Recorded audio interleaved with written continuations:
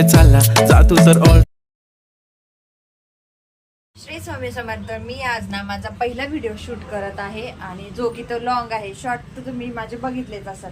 तर आज ना संडे आहोत, ऑफिसला गेले, पण आमच्या परी मॅडमला आज सुट्टी आहे, त्यामुळं तिची ना अशी काहीशी मस्ती चालली. उठली लेट, आता 10 वाजले, शॉपला पण जायला वेळ झालेला आहे. आणि ना तिने ना काल वॉमिटिंग केली, त्यामुळे ना एक ब्लँकेट आहे ना ते पूर्ण खराब झालं. म्हटलं ते आधी धुवून टाकूया, कारण त्याचा खूप वास येत होता. आणि अशी तर ती बेडवरती रोज सू करतीच म्हणा, त्याच्यात काही विषय नाही. तर ते पण धुवायचं आहे, पण मग सध्या वातावरण ना पूर्ण पावसाचं आहे, काही वाढत नाही. आता ते ब्लँकेट धुतल्याशिवाय ना काही ऑप्शन नाही. पण आता जरासं ना थोडंसं ऊन पण पडलंय, म्हटलं आज धुवून टाकूया. त्यामुळेच ना ते धुवायला घेतलंय आधी. आता ते फटाफट धुवून घेते, त्यानंतर आहे ना शॉपला जायचंय. तर पुढे काय पूर्ण आता ते ब्लँकेट धुवून झालंय आणि त्याला ना मी पूर्ण 1 कम्फर्टची पुडी पाण्यात टाकून ना भिजत ठेवलंय, कारण ना त्याच्यातला सगळा वास निघून जायला पाहिजे. आणि बाहेर वातावरण पण ना ऊन नाहीये, थोडंसं पाऊस थोडंसं ऊन असं येतंय. कडक ऊन असतं ना, मध्ये वाळून गेलं असतं, त्याला वास पण नसता लागला.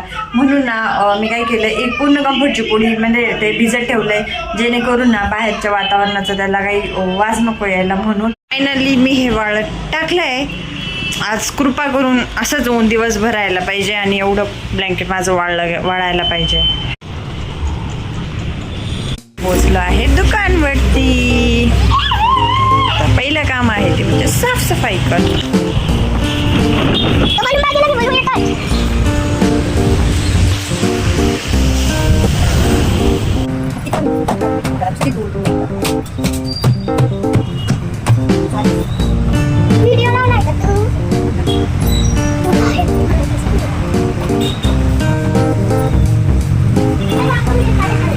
वरती आणि शॉपवर ना एक सायकल दिसली आहे, तर ती सायकल बघा अशी, त्याला ना पुढचं टायरच नाही आहे, ते पुन्हा तुटलेलं आहे. पाऊस वाटतोय का परी? का बरं घेतली ती छत्री? ते फुगे गोळाच कर, किती फुगे गोळा केली तू. फायनली आम्ही घरी आलोय. आता खूप डेंजर भूक लागलेली आहे. आणि हे बघा या पोरीचं असं काही नाटकं झालं, किती फुगे गोळा करून आणले. हा आत्ता जस्ट परीची आंघोळ झाली आणि आम्ही आल्याला बघून जेवण पण केलंय. आता ना थोडंसं आवरून पण घेतलंय आणि हिचं हेअर वॉश करायचं राहिलं होतं, त्यामुळे ना मी आज सकाळीची आंघोळ नव्हती केली, आत्ता केली आहे. कारण ना सकाळी केली असते तर खूप घाईघाई झालं असतं, तिचं हेअर वॉश पण चांगला नसतं झाला. त्यामुळे ना आता तिला मस्त घासून पुसून आंघोळ घातली आहे. आणि आता म्हणा ना कपड्यांचा थोडा पसारा आहे, तो पण आवरायचा आहे. तर त्या कपड्याचे पसारा आवरायला ना परी मला मदत करणार आहे, हो ना? चलो बाय. आम्ही इकडचा पूर्ण पसारा आवरणार आहे आणि परी पण मला इथं मदत करणार आहे.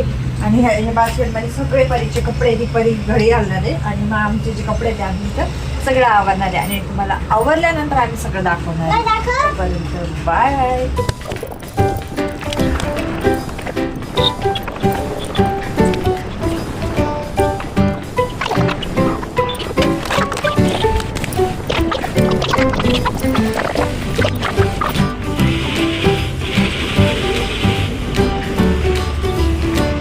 मग अशीच ना मी सगळं आवडलं तर का किचन पण आहे ना. आता हे इडलीचं बॅटर आहे ना दळायचं होतं, म्हणजे दळून तर सगळं झालंय.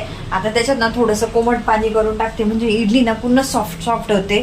त्याच्या मनात थोडंसं कोमट पाणी करून टाकलं की ते मी ठेवून देईल. आता हे बघा ना परत एवढे भांडे साचले. मग अशीच पूर्ण घासलं होतं, परत किचन वगैरे स्वच्छ करून ठेवलं होतं. पण आता परत जैसे ते झालंय, आता हे परत आवरायचंय. आणि आवरून झालं ना परीला पहिले झोपी लावावं लागणार आहे, कारण ती जी लेट झोपली ना मला संध्याकाळी पण लेट उठते आणि मग खाली जायला पण वेळ होऊन जातो. त्यामुळे ना तिला आधी झोपी लावावं लागणार आहे.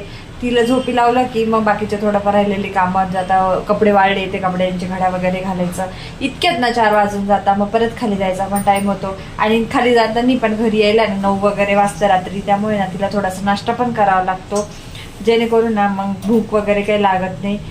तर मग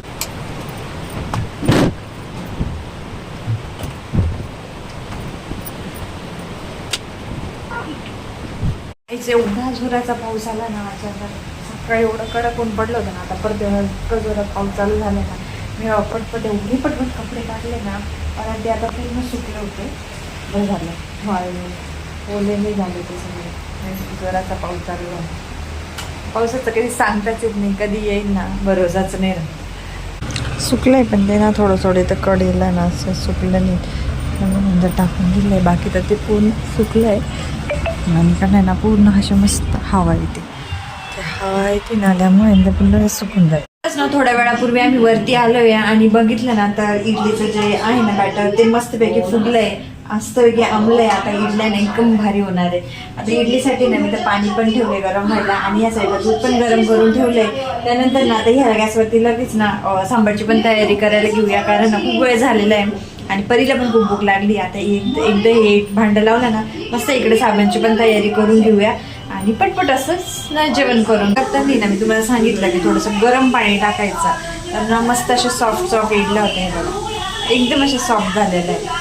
आणि इडल्या ना मला सकाळी करायच्या होत्या, पण ना सकाळी दोघांना पण उपवास आहे. आता ते उपवास धरतात की नाही ते नाही माहिती, पण मग सोमवार आहे, श्रावणातला पहिला सोमवार, त्यामुळे ना मी आत्ताच इडल्या करायचा प्लॅन केला.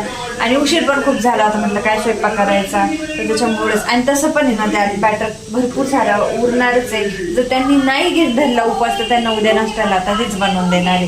आणि तसं परीला पण इडली खूप आवडते आणि खूप दिवसातून मी इडली केली, त्याच्यामुळं चला. मित्रांनो, लव्ह मॅरेज काय करू नका, रात्रीचं असं खायला भेटत इडली सांबर.